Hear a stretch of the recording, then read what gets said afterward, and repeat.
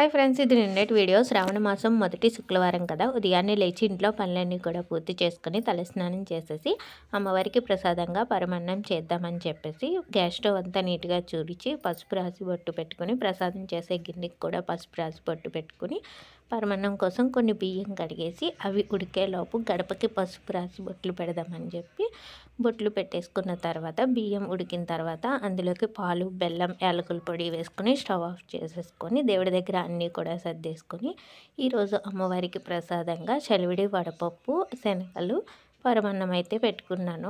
ఇంట్లో పూజ అయిపోయిన తర్వాత మా ఇంటి దగ్గర విష్ణాలయం దగ్గర సామూహిక వరలక్ష్మి వ్రతాలు అయితే చేస్తున్నారు. వ్రతానికి కావాల్సినవన్నీ కూడా సర్దుకుని గుడి దగ్గరికి వచ్చి కలశం అది ఏర్పాటు చేసుకుని వ్రతం అయితే చేసుకున్నాను. చాలా బాగా జరిగింది.